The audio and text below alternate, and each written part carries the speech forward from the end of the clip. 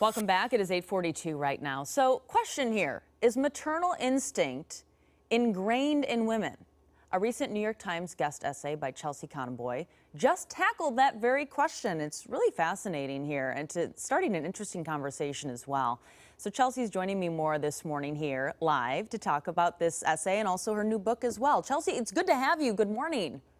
Good morning. Thanks for having me. All right, so catch people up here that are watching right now. What is this new research saying that sort of contradicts this idea of the maternal instinct?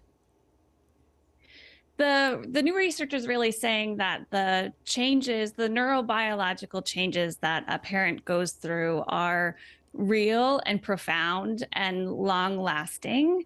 But this idea of maternal instinct as something that is, wholly innate and automatic and uniquely female, that's a myth. And the science is challenging that in really interesting ways. All right, so in what ways is it impacting in men that maybe we're not noticing?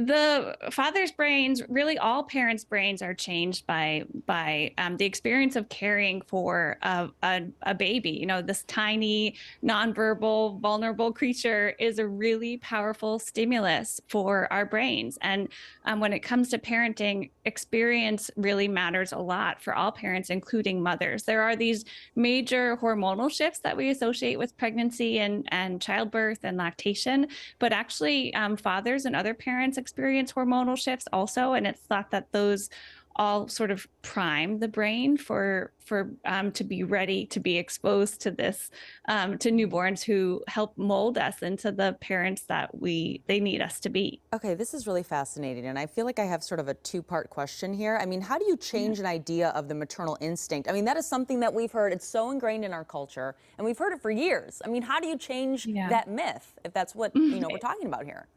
It's really a very good question.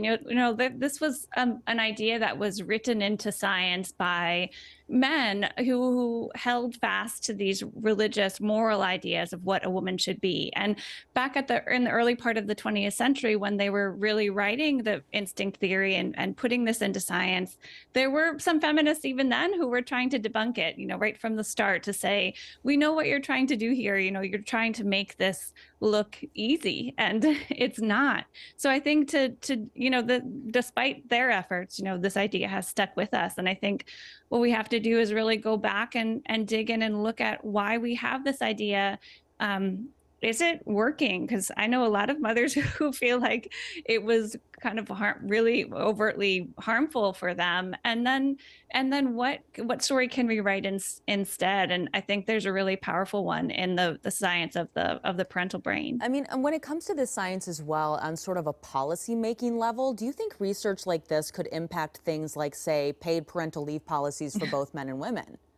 I sure hope so. I mean, I think that the science says that new parenthood is a developmental stage of life, and if we look at it that way and really take that as fact, then what could change in terms of our clinical care, how we treat expectant parents, and the support that we provide to them in the postpartum period, and then yeah, absolutely. And if this is if we recognize that this is a huge time of transition, it really makes the case for a federal paid leave program, and one that serves fathers and other parents as well as mothers, because they need the experience of being and caring for a newborn as much as mothers do.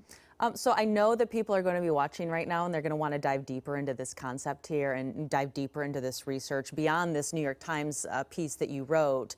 You have a new book that just came out. It's called Mother Brain. Can you tell us a little bit about it?